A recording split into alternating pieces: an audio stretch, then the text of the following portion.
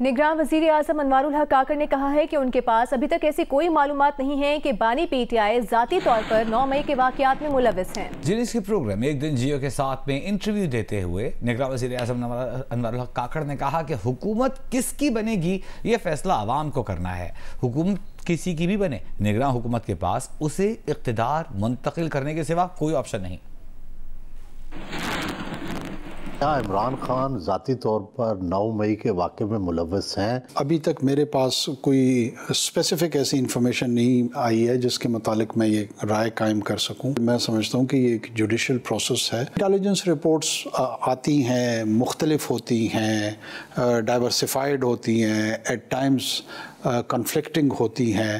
اس کی بنیاد پہ آپ کسی کو سزا یا جزا کا تعین تو نہیں کر سکتے۔ بہت سارے لوگ جو روپوش ہیں وہ 9 مئی کے جو الزامات ہیں اس حوالے سے روپوش ہیں۔ جب تک وہ قانون کے سامنے سرنڈر نہیں کریں گے، ان کی پولیٹیکل ایکٹیویٹی میں بھی ظاہر رکاوٹیں، قانونی رکاوٹیں سامنے آئیں گی۔ کیا نگران حکومت اس کے لیے تیار ہے کہ پی ٹی آئی اکثریت سے جیت جائے اور ان کو حکومت منتقل ہو جائے؟ ہم تیار ہوں یا نہ ہوں، یہ فیصلہ تو پاکستان کے عوام نے کرنا ہے۔ آنے والی پارلیمنٹ جو بھی حکومت سازی کرتی ہے اس کو transfer of power peaceful means کے ذریعے کرنا ہے، اور اگر کسی اور کی حکومت تشکیل پاتی ہے ان کو بھی ہمیں ٹرانسفر کرنا پڑے گا۔ یہ تاثر بھی ہے کہ فیصلہ پہلے سے ہی کر چکے ہیں کہ نواز شریف کو وزیر اعظم بنانا ہے، نون لیگ کو اقتدار میں لانا ہے۔ میرے علم میں تو کوئی نہ ایسا فیصلہ ہے، نہ کوئی ایسی گفت و شنید میرے سامنے آئی ہے جس میں کسی بھی سیاسی جماعت کے متعلق اس طرح کی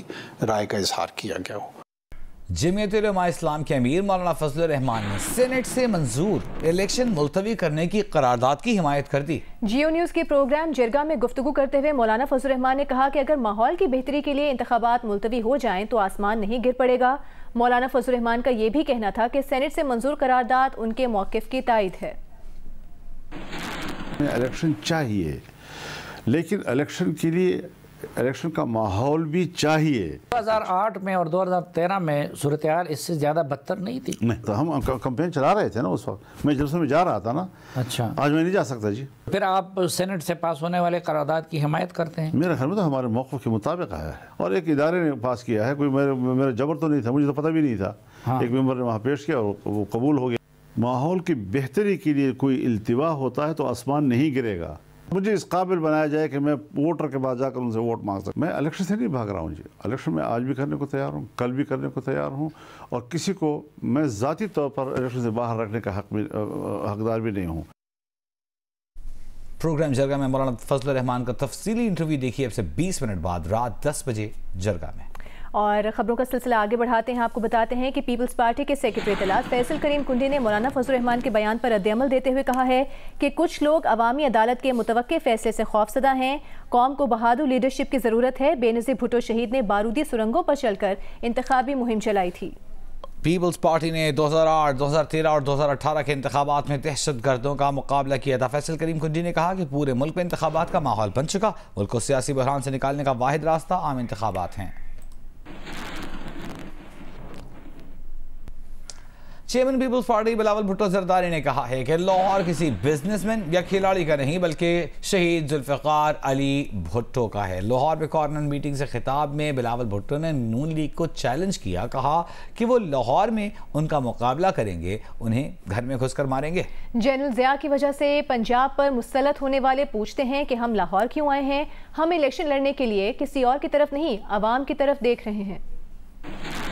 یہ نہ کسی کاروباری شخص کا لاہور ہے، نہ کسی بزنس فیملی کا لاہور ہے، نہ یہ کسی کھلاڑی کا لاہور ہے، یہ شہید ذوالفقار علی بھٹو کا لاہور۔ یہ کہتے ہیں کہ ہم کیوں آئے ہیں، ہم پوچھتے ہیں کہ وہ کیوں آئے تھے۔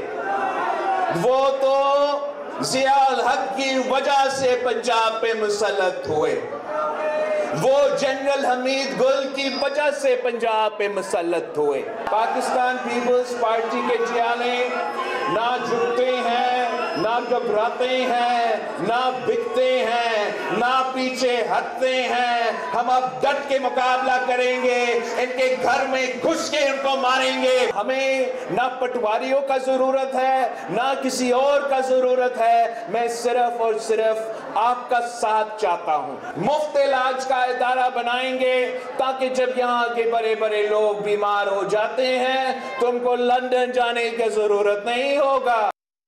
सदर नून लीग शहबाज शरीफ ने कहा है कि आवाम से वादे सिर्फ नवाज शरीफ ने निभाए, बाकी सब ने धोखा दिया है। लाहौर में पार्टी रहनुमाओं से मुलाकात के दौरान गुफ्तगू में शहबाज शरीफ ने कहा कि 8 फरवरी का इलेक्शन पाकिस्तान की तरक्की का नुक्ता आगाज साबित होगा। शहबाज शरीफ ने कहा कि अवाम को महंगाई से निजात दिलाने के लिए इनकलाबी इक़दाम करेंगे, अवाम और मालियाती इदारों को साथ लेकर चलेंगे, इक़्तिसादी पॉलिसी में तवाज़ुन लाएंगे। जमात इस्लामी कराची ने कौमी और सूबाई असम्बली के लिए उम्मीदवारों का ऐलान कर दिया। कराची में वर्कर्स कन्वेंशन से खिताब में ऐलान किया गया कि हाफिज नईमुर रहमान NA 246, NA 250 और PS 130 से इलेक्शन लड़ेंगे। इंशाअल्लाह 8 फरवरी का दिन तराजू का दिन होगा, 8 फरवरी का दिन जमात इस्लामी का दिन होगा, 8 फरवरी का दिन इंशाअल्लाह इस शहर की तामीर और तरक्की का दिन होगा। और इस शहर की तामीर और तरक्की से सूबे की तामीर और तरक्की है, और इस शहर की तामीर और तरक्की से पाकिस्तान की तामीर और तरक्की है।